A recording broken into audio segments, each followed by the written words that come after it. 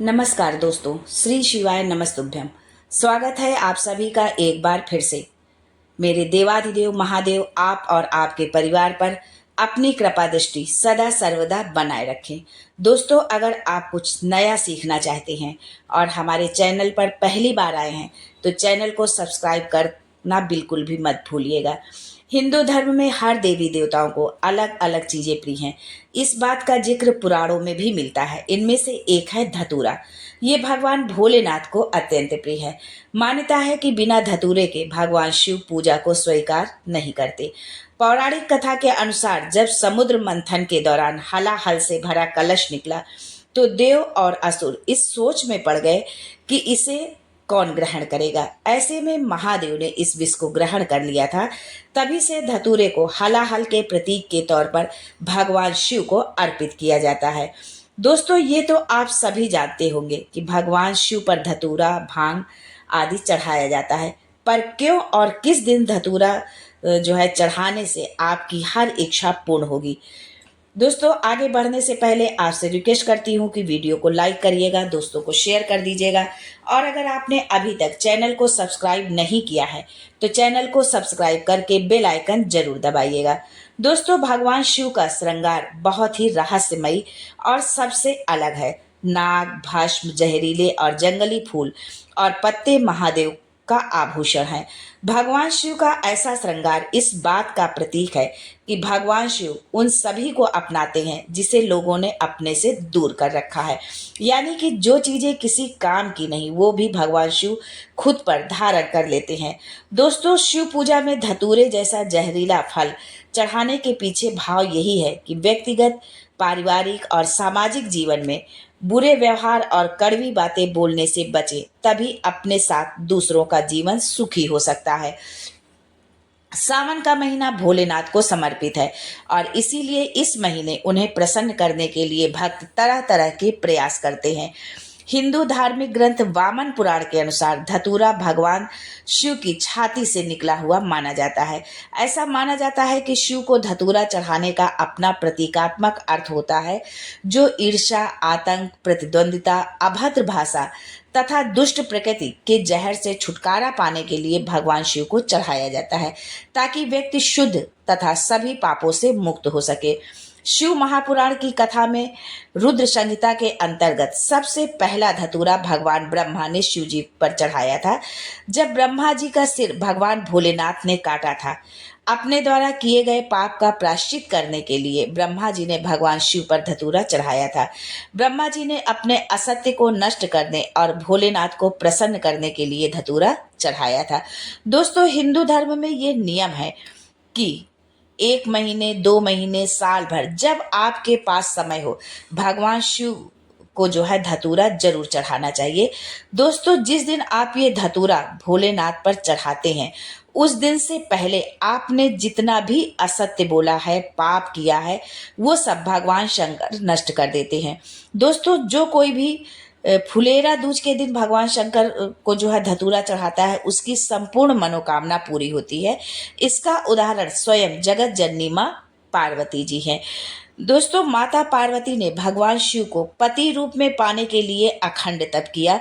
पार्वती के तप से प्रसन्न होकर भोलेनाथ प्रकट हुए और बोले, पार्वती, तुमने जिस कामना से ये अखंड तप किया है उस कामना उस कामना को तुम त्याग दो।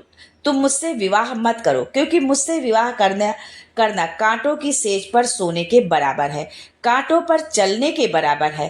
तब माता पार्वती ने फुलेरा दूज के दिन पहली बार शिव जी को धतूरा चढ़ाया था। पार्वती ने कहा, नाथ, यदि आप मेरे साथ हैं तो मैं कांटों पर भी चलने के लिए तैयार हूं। तब भगवान भोलेनाथ ने पार्वती को अखंड सौभाग्य होने का वरदान दिया था। दोस्तों, यदि सावन माह में किसी भी सोमवार को और यदि आप पूर्णिमा के दिन भगवान शिव को धतूरा यदि आप समर्पित करते हैं तो आपकी संपूर्ण मनोकामनाएं पूरी होती हैं। और यदि हमारी बहनें जो है भगवान शिव को धतूरा अर्पित करती हैं तो उन्हें अखंड सौभाग्य का वरदान महादेव देते हैं। भोलेनाथ ने पार्वती जी को वचन दिया कि फुलेरा दूज के दिन या सावन के महीने में जो भी भक्त जिस भी कामना से धतूरा चढ़ाएगा मैं उसकी संपूर्ण मनोकामना पूरी करूंगा। पार्वती जी से कहा कि तुम्हारा सौभाग्य जो है वो अखंड होगा। दोस्तों, भगवान शंकर पर धतूरा चढ़ाने से काल भी कुछ नहीं बिगाड़ पाता है। पार्वती से पहले 50 बार शिव जी के साथ जो है माता पार्वती का विवाह हुआ था। सती जन्मी तो सती को प्राण त्यागना पड़ा, गौरा जन्मी तो गौरा को प्राण त्यागना पड़ा, उमा बनकर जन्मी तो उमा को प्राण त्यागना पड़ा, कुष्मांडा बनकर जन्मी तो कुष्मांडा को प्राण त्यागना पड़ा। इस तरह 50 बार माता पार्वती को प्राण जो है त्यागना पड़ा। लेकिन जब 21वीं बार माता पार्वती ने फुलेरा दूज के दिन भोलेनाथ को धतूरा चढ़ाया तो माता पार्वती पार्वती ही रही और भोलेनाथ ने उन्हें अखंड सौभाग्यवती होने का वरदान भी दिया। फुलेरा दूज के दिन आप जिस कामना से भोलेनाथ को धतूरा चढ़ाते हैं भोलेनाथ आपकी मनोकामना को अवश्य पूर्ण करते हैं। नया कोई भी काम करने के लिए, मकान, दुकान, व्यवसाय शुरू करने के लिए जिसे कोई मुहूर्त ना मिले वो इसी फुलेरा दूज के दिन अपने सारे मांगलिक कार्य कर सकता है। त्रेता में भगवान राम ने धतूरे का स्मरण किया। कृष्ण अवतार में द्वापर में राधा रानी जो बैकुंठ से आई थी उन्होंने भगवान कृष्ण से कहा, कान्हा कम से कम एक दिन तो ऐसा होना चाहिए जिसमें कृष्ण राधा में समा जाए और राधा कृष्ण में समा जाए। तब भगवान कृष्ण ने कहा, राधा मुझे वो दिन याद है जिस दिन शंकर पार्वती के हुए थे और पार्वती शिव की। वो फुलेरा दूज के दिन हम दोनों एक दूसरे के हो जाएंगे, कोई दूसरा नहीं रहेगा। दोस्तों, हर दिन का दान पुण्य छिन्न हो सकता है, नष्ट हो सकता है, परंतु फुलेरा दूज के दिन किया गया दान पुण्य कभी जो है छिन्न नहीं होता है, वो अटल अजर अमर होता है। अंतिम समय तक अगर कोई तिलांजलि न दे, पिंड दान न दे, तर्पण न दे, फुलेरा दूज के दिन दिया गया दान कभी छिन्न नहीं होता है। दोस्तों, आप विश्वास तो करो भोलेनाथ पर। भोलेनाथ जिसके साथ है उसे किसी और के साथ की क्या जरूरत। जिसने अपनी डोर औघरदानी के हाथ में दे दी फिर उसे चिंता करने की कोई जरूरत नहीं। दोस्तों, ये था फुलेरा दूज और धतूरे का महत्व। यदि सावन के किसी भी दिन या सावन के सोमवार पर भगवान शिव को आप धतूरा समर्पित करते हैं तो भगवान भोलेनाथ अति प्रसन्न होते हैं। दोस्तों, शिव महापुराण के अनुसार शिव जी ने समुद्र मंथन से निकले हलाहल विष को पीकर सृष्टि को तबाह होने से बचाया था। विष पीने के बाद भगवान शिव का गला नीला पड़ गया था क्योंकि उन्होंने विष को गले से नीचे नहीं उतरने दिया था। तभी से भगवान शंकर को नीलकंठ के नाम से भी जाना जाता है। विष पीने के बाद महादेव व्याकुल होने लगे। वो विष भोलेनाथ के जो है मस्तिष्क में चढ़ गया और वो अचेत होने लगे। ये देखकर सभी देवता परेशान हो गए। भगवान शिव को होश में लाने के लिए उन्होंने बहुत प्रयास किए।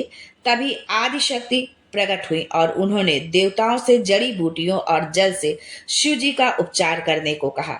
देवताओं ने भगवान शिव के सिर से हलाहल की गर्मी दूर करने के लिए उनके सिर पर धतूरा और भांग रखा और लगातार जलाभिषेक किया। ऐसा करने से विष का प्रभाव कम हो गया और धीरे धीरे भगवान होश में आ गए।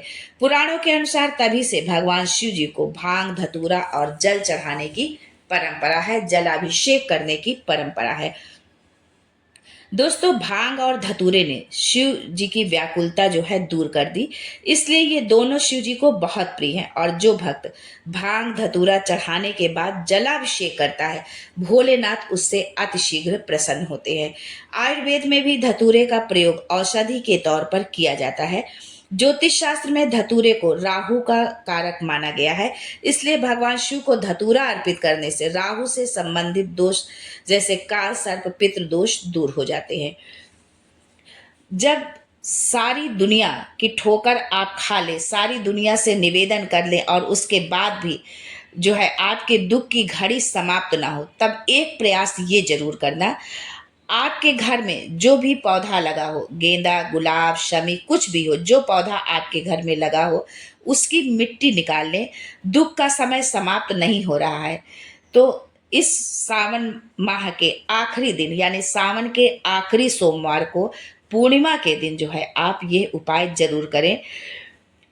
जब जो है इस सावन माह में हरि और हर का मिलन होता है, क्योंकि जो है भगवान विष्णु जो है अपनी योग निद्रा में चले जाते हैं और उस समय भगवान भोलेनाथ ही इस संसार का पूरा कार्यभार, इस भूमंडल का कार्यभार संभालते हैं। हरि हर का मिलन जब होता है तो हमें हरि की भी कृपा मिलती है और हर की भी यानी भोलेनाथ की भी हमें कृपा मिलती है, उनका आशीर्वाद मिलता है। आपके घर में जो भी मिट्टी का क्यारा लगा हो, पौधा लगा हो, उसकी मिट्टी को हाथ से उठा के एक लिंग की आकृति आप बना लें। उसमें जलाधारी बनाने की कोई ज़रूरत नहीं है। केवल लिंग की आकृति बनाकर उसका पूजन करके जल चढ़ा के 15 से 20 मिनट के बाद अपना काम करके उसका जो है उसी मिट्टी में आप विसर्जन कर दें। अपनी कामना कर कर देवाधिदेव महादेव से आप देखेंगे कि 2 से 3 महीने के अंदर आपको महादेव क्या देंगे ये आप सोच भी नहीं सकते हैं। वास्तु ज्योतिष सब करके देख लिया है, हाथों की अंगूठियां बदल ली, सभी देवताओं के दरवाजे भी जाकर देख लिया, फिर भी कुछ नहीं बदला। तब भी जो है हमारी दशा नहीं बदली, तब कहीं आप मत जाना, सिर्फ महादेव की शरण में जाना। महादेव आपके सारे कष्टों को हरेंगे, सारी समस्याओं को दूर करेंगे। दोस्तों, सावन का महीना अब अपने अंतिम चरण पर है और सावन की समाप्ति सोमवार से हो रही है और इसका सावन का प्रारंभ भी सोमवार के दिन से ही हुआ था, जो कि बहुत ही शुभ है और 72 वर्षों के बाद ये शुभ संयोग बना है। तो इस शुभ संयोग में आप बिल्कुल भी ये मत चूके, भगवान भोलेनाथ को धतूरा आप जरूर अर्पित करें अपनी मनोकामना जो है करते हुए, और धतूरा अर्पित करने के बाद जलाभिषेक करना आप बिल्कुल भी ना भूलें। आज के लिए बस इतना ही दोस्तों, मिलते हैं अगले वीडियो में एक नई जानकारी के साथ। तब तक के लिए हर हर Mahadev and thanks for watching my video.